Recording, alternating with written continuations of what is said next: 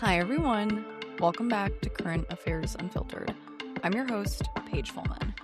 I look and feel effing crazy today. If you're coming from clips, my hair looks a mess. In all honesty, have not washed my hair since Tuesday, and the only reason I got washed on Tuesday is because I got a haircut. But there's a reason. I have a wedding on Saturday, tomorrow. I'm recording this on Friday. So I didn't want to wash my hair today because I'm just going to rewash it tomorrow. But as a result, I look nuts. And the clips that come out of this episode are about to be crazier. So that's great. Nothing much to update on the personal front. Everything should be, all the trains are running on schedule. I've got 2 guest episodes lined up for the next month, and that should be fine. I have kind of decided I mentioned in the last solo episode that I'm leaving for 2 weeks in July. So if I don't have guest episodes ready to go for that, that'll just be a 2-week break for me. But if I can get guest episodes for those weeks, then I will do it. But yeah, that's the current plan. I wrote a new article on Substack that came out earlier this week, or it might have been last week, about betting markets and Kalshi and Polymarket and the chaos that these have caused, and how the first Democratic candidate to say we're putting these people on the wall is gonna have a special place in my heart. So that's that on that. Go ahead and read that if you'd like. I'll have the link to my Substack in the show notes. And things are looking up. The weather's getting better and more consistent in Chicago, so therefore I have a brand new outlook on life. I've picked up needlepointing. That's a thing that I do now. And it's summertime in Chicago, so what more could you possibly ask for? Some of the volunteer work I do is picking back up starting next week, so that's going to be really fun, and I think get my head back in the right political space. Because I had this problem last summer, where in the summer I started to feel really burnt out by not necessarily just doing the podcast, but just everything felt dense and heavy. And so much of what kind of pulled me out of that was finding community in the volunteer work that I do for, I think I've mentioned it before, but I volunteer for Patrick Hanley, who was on this podcast. I should bring him back. Anyways, but so much of the joy and what I found in politics was being with people and being able to experience those things with other people. But yeah, so I'm looking forward to getting back to that. And otherwise, I think that is it. It feels good to do a solo episode, with only 2 weeks in between, because it means that we can get more into some nitty-gritty stuff, rather than having to focus on the big stuff. But I think that's it. I'll try not to go into too many diatribes today, but no promises. Anyways, lots to get into today. This episode might honestly be shitting on Democrat hour, because there's been a little bit of chaos, and, I don't know. We will get into it.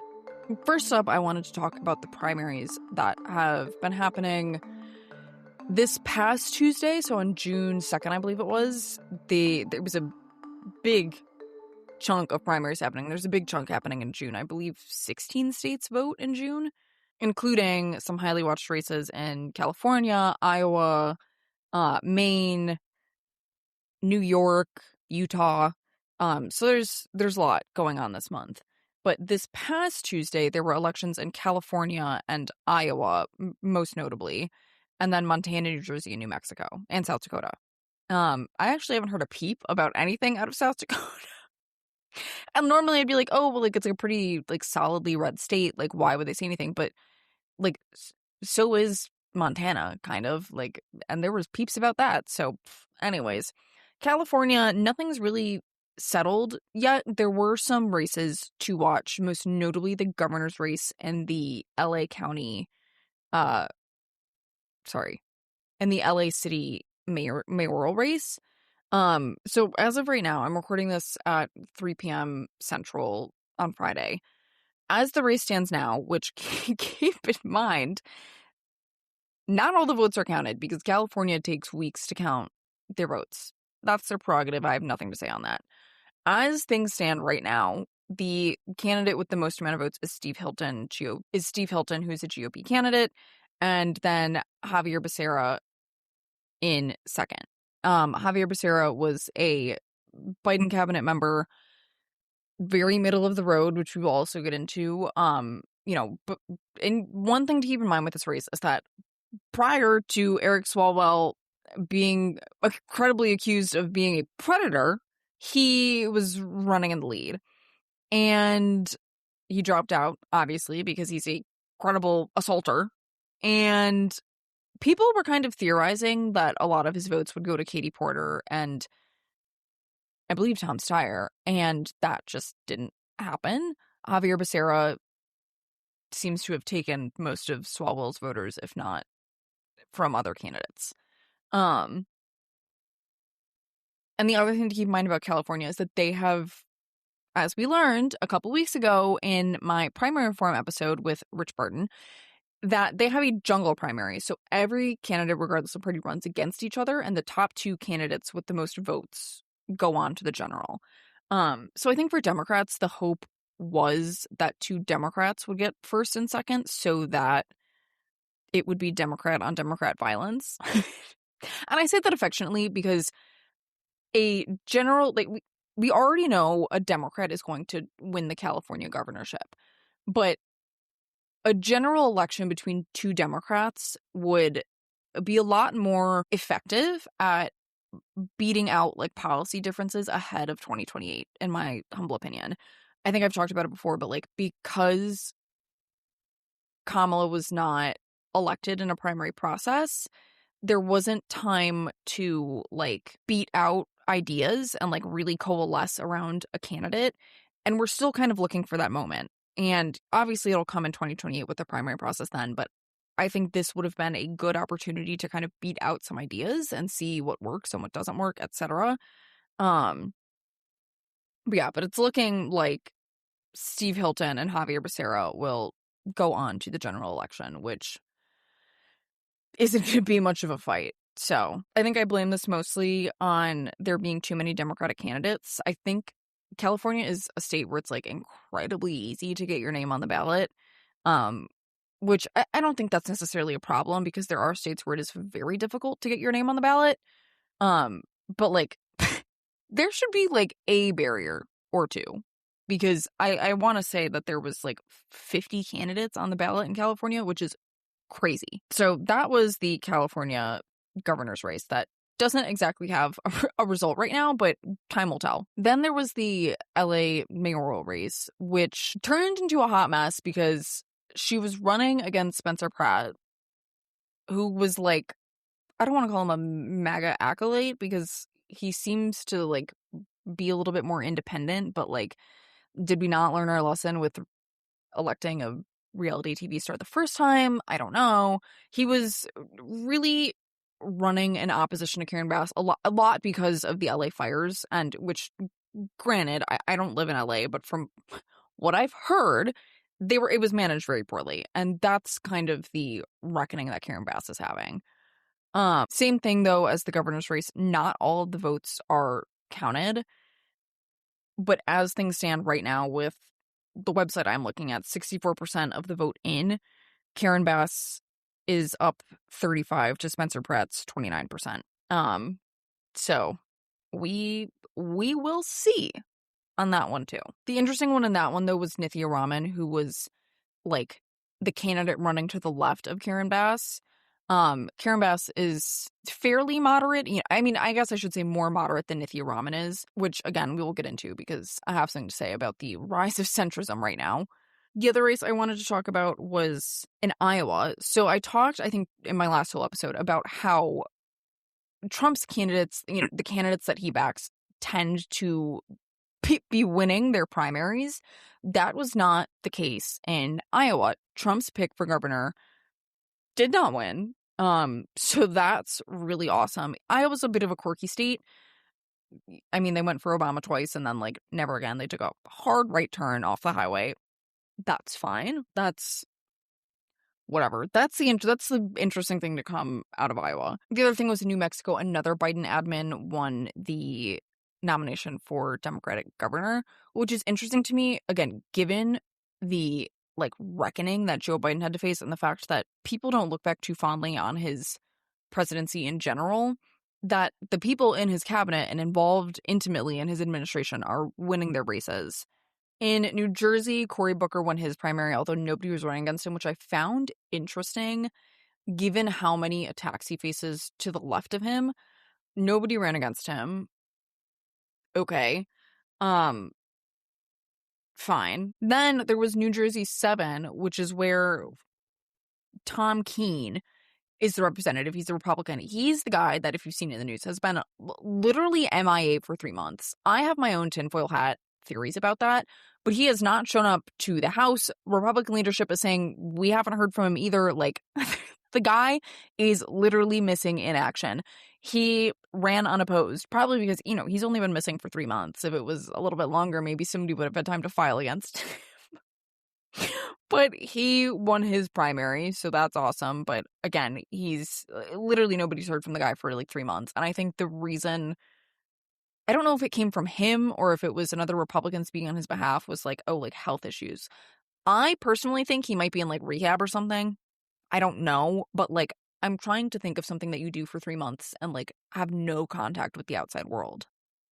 Like, I'd love to be a fly on the wall in his office right now, in district and in DC. And the other thing I wanted to shout out, very exciting day for Current Affairs Unfiltered. In Nebraska 2, Denise Powell won her primary. It was a very, very hard-fought battle between her and the guy that came in second. And she beat him. She beat him, and she is now going on to run in the general to flip Nebraska 2 blue. Very exciting. Races I'm looking at, and for like later this month, as I said, there's 16 states voting, but in June 9th, that's Maine, where we have Graham Plattner, who I will also get into in a little bit. Then we also have New York on June 23rd. I'm interested in Mike Lawler's race. I think that's New York 17. I had Kate Conley on back in January, and I'm eager to see how that pans out on the Democrat side. It seems like, again, I don't live there, but based on what I've seen on social media, it seems to be getting a little bit more dirty, which, as we all know from those Illinois primaries that I open my big mouth too much, it gets dirty in the last, like, 6 to 12 weeks. So, seems par for the course, but those are 2 races that I'm really keeping an eye on. But all of that to say that, like, and this will segue into my next topic about centrist Democrats, there's a growing divide between progressives and this like new generation of pragmatic center-left candidates that are a little bit more focused on affordability, housing, public safety, and governance rather than like ideological purity. And I think the biggest takeaway is that voters appear to be increasingly interested in competence. There was a poll that came out, I think it was last week, saying that one of the most important factors for people is experience. So it's interesting to me because we all keep saying, I'm saying we all, and by that I mean the people that I speak to, wanting change. Like people want change or something, but at the same time, you want somebody with some sort of like concrete experience. So that's an interesting just like dichotomy that I've been struggling with, because I feel that too. Like I want change, I want something new, I want to burn some pieces of this down, but at the same time, like I don't want somebody that just like woke up one morning and was like, you know what I should do today? Run for office. So I don't know, I'm interested to see how that plays out, and especially to see who, I'm going to call them the nobodies, but like the nobodies who run in 2028 for president. Those characters I always find very interesting because they truly have nothing to lose and are truly people that like have enough money and willpower to wake up one day and go, I'm gonna run for president. Kudos to them. But it's, I don't know. I go back and forth on it a lot. But in general, after years of just chaos, many voters seem, I think, less interested in performative politics and more interested in whether elected officials are actually able to govern. I wrote a piece on this, but like talking about how you can't just be an opposition candidate. Like you have to have a plan beyond just opposing things. But on to the rise of centrist Democrats. So as I said, two Biden officials, one are probably going to win. Obviously, California has not been called yet, but the Democratic primary for governor, which is interesting because Biden's very center. Everybody always says California's this far left state. Okay, well, Javier Becerra is like just a left-leaning guy. Like, he's Tom Steyer, the billionaire, was seemingly the most left of all of these candidates, and he came in third. And then there was also a thing this week about, like, some centrist Democrats signing something that was like, we believe in capitalism, not socialism. I think everybody needs to shut the fuck up for, like, 30 seconds. Like, and this is what I mean when I say, like, we didn't have the opportunity to really duke it out in 2024 and, like, coalesce around a candidate and a platform that stood for something. And we're not going to really get that until 2028 when the primaries really start. But I think it's interesting for centrist Democrats to, I mean, I guess now I'm just like stumbling over my words. I see both sides of it because I understand people wanting to be like, let's go back to normal. However, what I will say is that people that said, let's go back to normal are the people that withdrew the troops from the South and ushered in the era of Jim Crow and lynching. And that, in my humble opinion, through my historical lens, is why everything that's led up to this moment is the way it is. Like, if the South had properly been punished for seceding and being traitors, I don't think we would be in the same position that we are in now. So it's interesting to me to hear centrist Democrats just say, like, oh, we're capitalists, we're not socialist, we're like, it's giving very much like, let's just pretend these last 12 years didn't happen and we'll just get back to normal. When for me, like, my most important thing is, like, so much of the government has been scorched that, like, we have the opportunity to do something sick. Like, we could take this and turn it into something incredible and, like, build a future for our children and our children's children to, like, actually enjoy living in.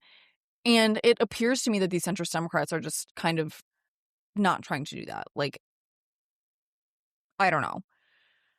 All that to say, you can be whatever Democrat you want to be. You can vote for whatever Democrat you want to vote for, whether it's a centrist or progressive, whatever it is. But at the end of the day, I ask that you ask yourself, is the Democrat that I am voting for going to provide stability, or is the Democrat that I'm voting for going to provide meaningful change?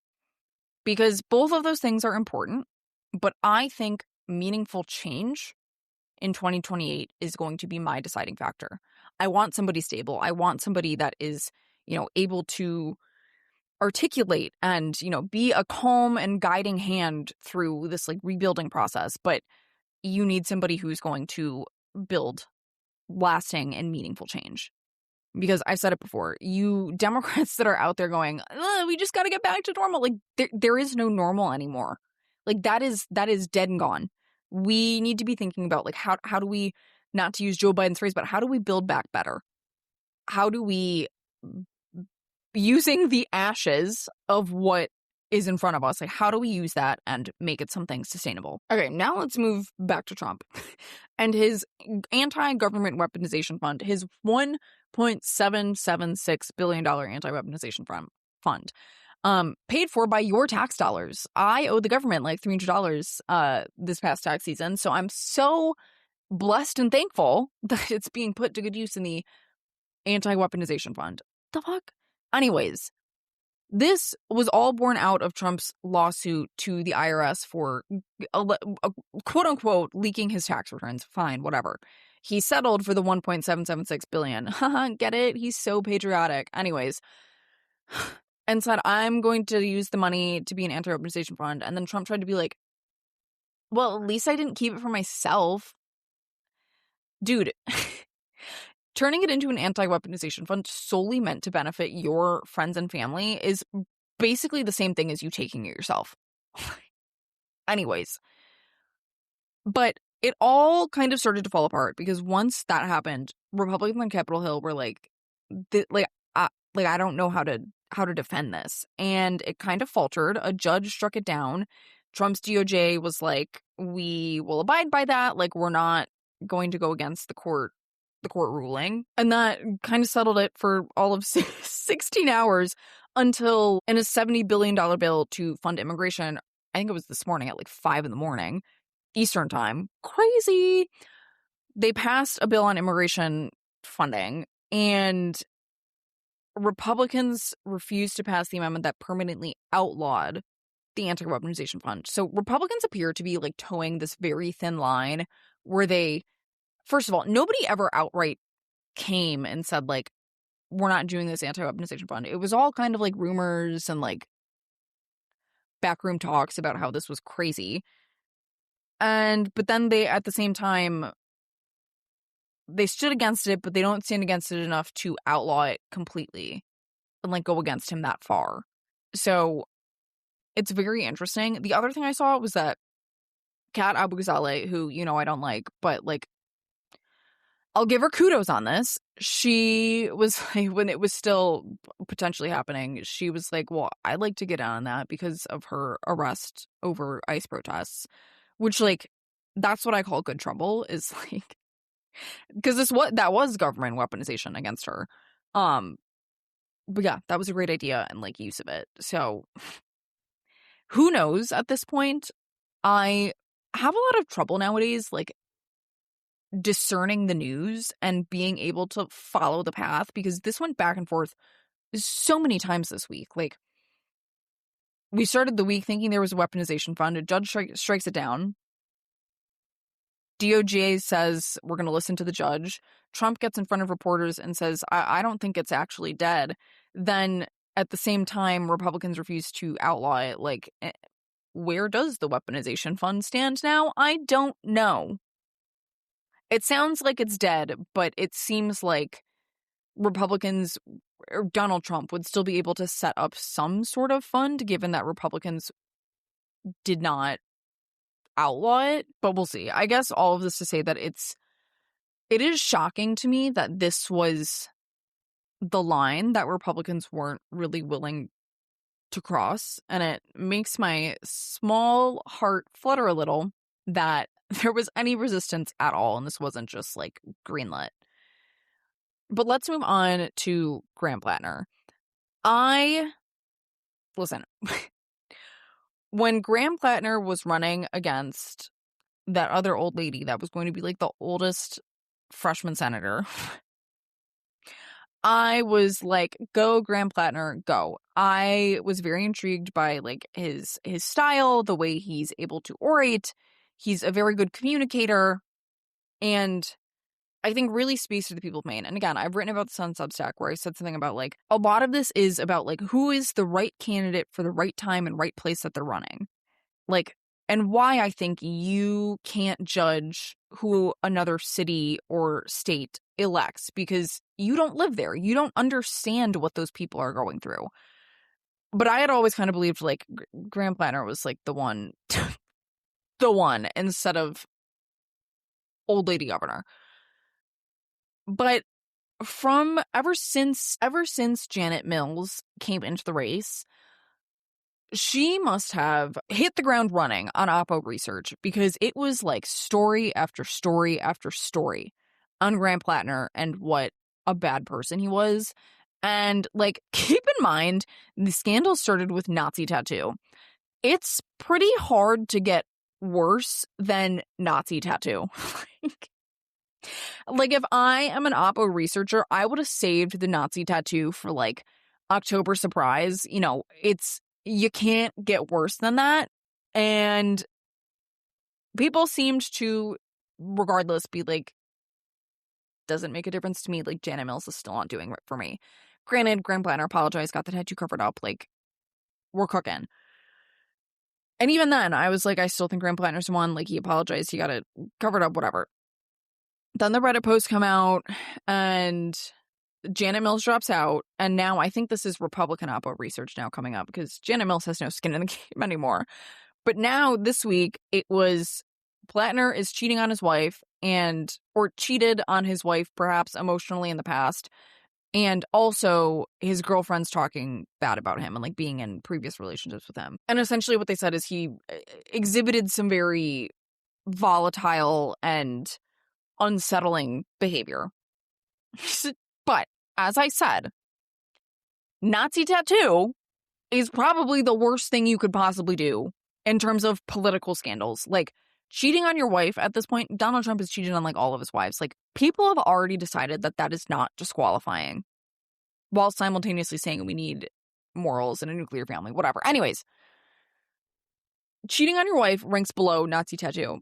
Having the other thing that was in a couple articles is that his ex-girlfriend, Lindsay Fifield, I hope I'm saying that right, was employed by multiple Republican groups, and Plattner's trying to say, like, that is related to him, which I agree. I think this is Republican Oppo research, but she alleges that he could get physical with her and, again, volatile behavior, and people still are like, this is one of those cases where, like, this is gonna sound so bad coming up, but give me a minute afterwards. We have to separate the art from the artist.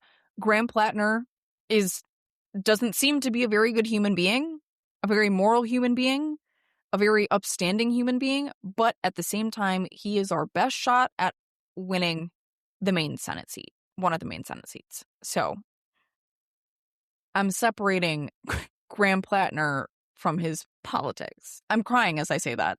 Like, I can't believe women. Absolutely. I'm not saying that his ex-girlfriends are lying at all. You don't have to be his biggest fan. You don't have to cheerlead for him, but he is the best shot at winning the main Senate seat. But period.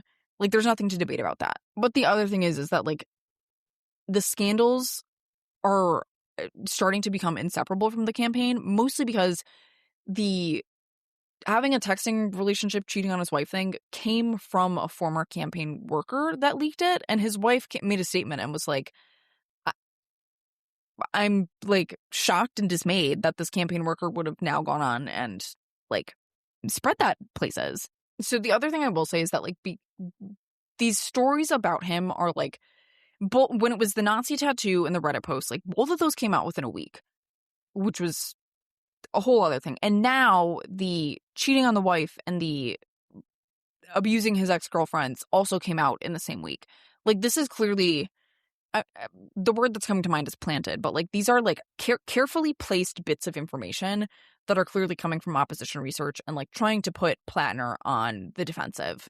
So, you know, if I was in Maine, I might bow out of the voting in the primary, but in the general, again, he's the best chance to flip that seat. I think you kind of have to take that on its face. That's not an excuse for his behavior. Democrats are very nervous about his behavior. I was watching CNN this week, and it was right. So later in the week, Graham Plattner went to Capitol Hill to talk to senators and kind of try and like calm them and say, hey, I'm a good person. Meanwhile, the next day it comes out that he's abused his girlfriends, but whatever. That was the thing.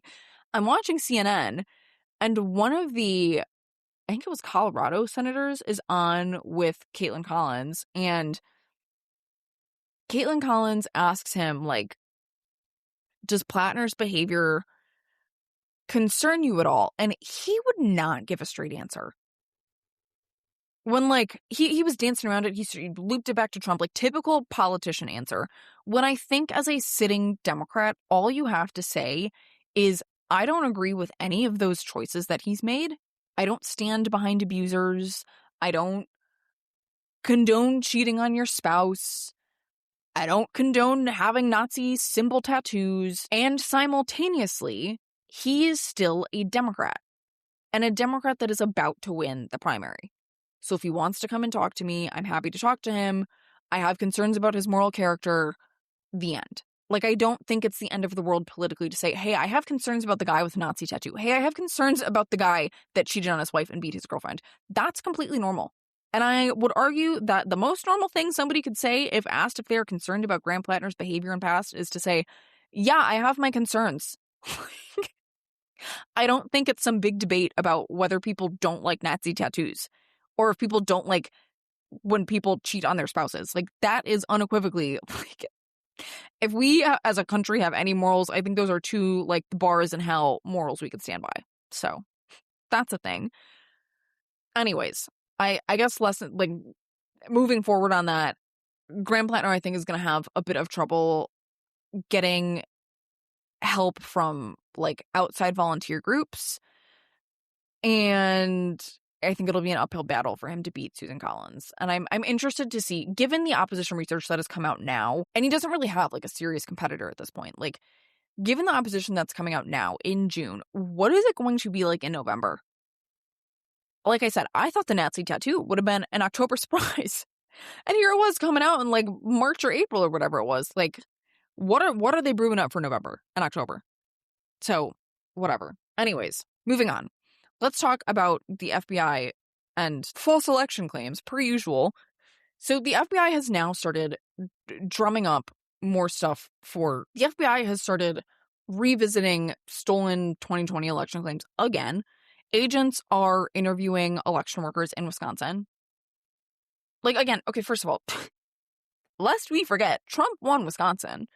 Like, granted, it was the state that he won with, like, the smallest margin, thanks to Operation Swing State. If you'd like to sign up, go to operationswingstate.com and sign up to volunteer.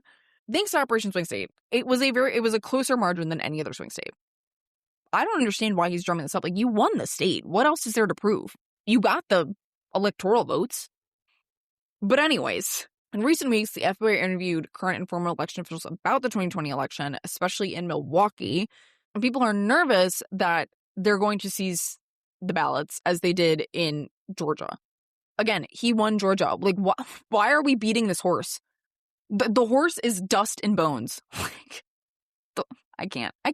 But that is a problem specifically in Milwaukee because the way they maintain their absentee ballots could allow agents to determine who people voted for, and therefore undermines the secrecy of your general election ballot. But in Wisconsin, FBI agents recently showed up at the homes of former election officials after the FBI had already spoken to the deputy elections director. Not shady at all. And this week, the FBI was planning to interview police officers who escorted the election official responsible for delivering the city's results. Most of this is coming from a Washington Post article. So the FBI did not comment to the Washington Post. Awesome. Love that. Love, just reinforcing just a sense of hope. I can't. And the other thing to note is that normally 6 years down the lines, those ballots would have been destroyed. The only reason they are still around is because of pending litigation. Like, whatever. All of that to say, I mean, I guess it goes back to what I said in the beginning. Like, you won Wisconsin. You won Arizona. You won Georgia. What are we doing? Like, why? Like, what are you trying to prove? That you had an even bigger margin? Like, the margin doesn't matter when we're using the Electoral College. You won the state. Like, give it a break. Obviously, that man can't do that. He holds a grudge with the best of them, myself included. But, like, it's obviously, like, I mean, I guess the scariest part to it is that it's very much, like, setting the ground for, I'm sure, stolen election claims that are sure to come in 2026 and 2028. And on top of that, it's pushing on the narrative that, like, the election was stolen, the 2020 election was stolen.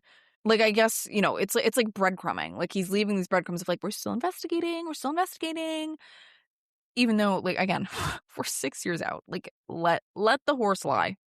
And ultimately, I don't, like, the goal isn't necessarily to prove fraud for Trump. The goal is to create enough uncertainty that supporters distrust outcomes that they don't like. And that's a serious problem for any democracy that wants to be healthy and have meaningful and fruitful and free and fair elections. And Trump is laying the groundwork for destroying that in 2026 and 2028 and potentially beyond. Okay, a couple last things. One, Trump's corruption. I mean, we've been known Trump's the Saudi jet. Like, let's just start there.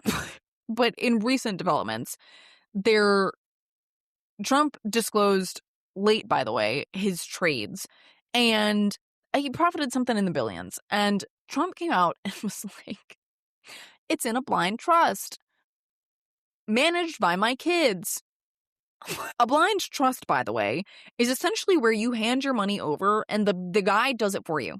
The person. I'd love to have a woman financial advisor. Bring one to me. The person just puts it into stuff, like based on what their intuition is. There is no way, if you have a blind trust, that you are going to put it into the same accounts that these people did. By the way, and secondary thing, his quote-unquote blind trust is run by his children, who also are, like, perhaps not in the administration, but intimately involved.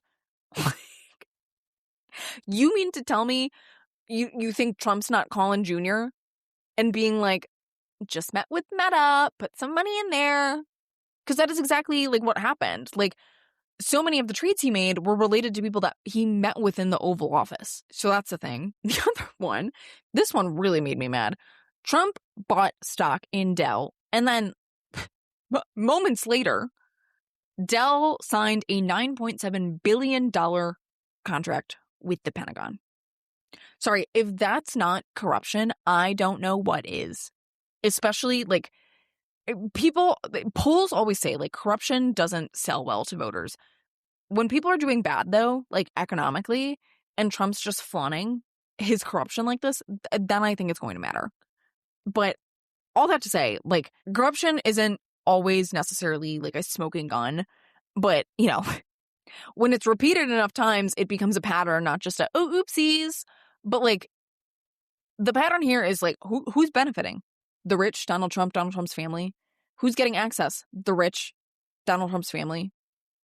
Who profits from these political relationships? The rich, Donald Trump's family. And I'm waiting for some, like, bombshell article to come out that, like, really dives into all of this, because his corruption, while blatant, is very hard to keep track of, I guess. Like, again, like, we have the Saudi jet, like, we have the trades that he made that are very clearly corrupt and using what he's learning from being president to make these trades. And the other thing to keep in mind is that for years, Republicans would be like, how come Nancy Pelosi's worth $100 million when her salary is $100,000? That doesn't make sense.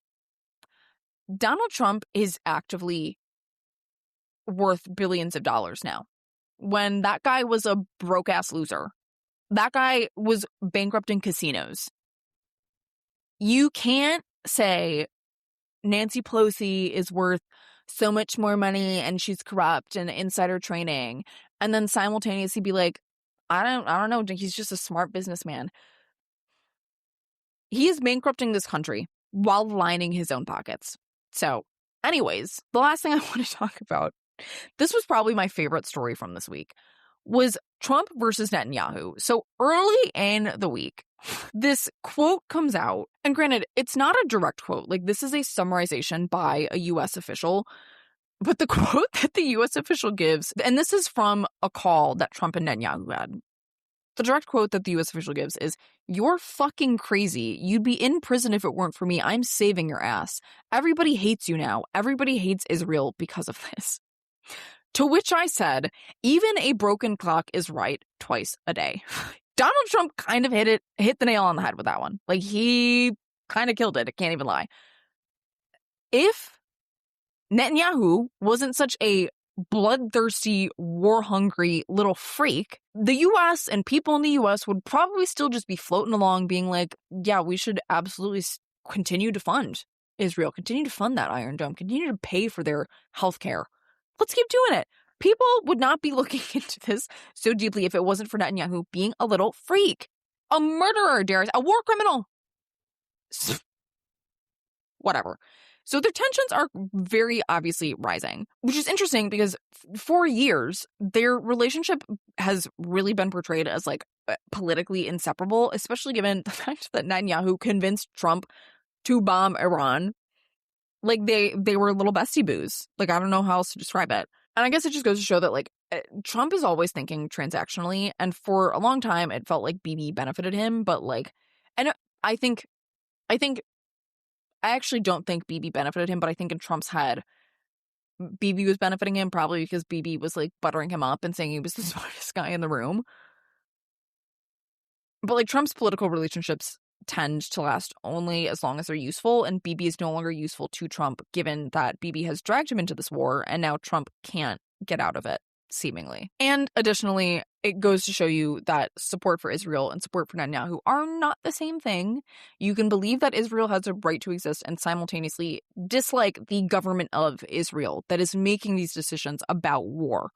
Like that, I've said it in previous solo episodes. Like it is not anti-Semitic to say you don't like Netanyahu and you do not like the government and the decisions that they're making. That is not anti-Semitic. Period. End of story. If you are saying end the war in Gaza, that is not anti-Semitic. That is you saying that you do not want the government of Israel to bomb children. And if you are saying Netanyahu needs to go to jail for the crimes of which he has been charged, that is also not anti-Semitic. That is saying that Bibi Netanyahu is a criminal, which I'm fairly certain he is. Didn't he go to jail for corruption the last time? That was the last time he got booted out as president? What are we doing? So Trump seems to now be making that distinction and being able to say these two things are not the same thing. So we'll see what happens with that, but they do not seem to be on good terms. But that is all that I have for you guys today. I will be back next week with a guest episode talking about the politics of health and wellness and Maha and how easy it is to slip into that. But yeah, thank you so much for tuning into this episode of Current Affairs Unfiltered. If you enjoyed today's episode, don't forget to follow, leave a review, or share it with someone who could use this information.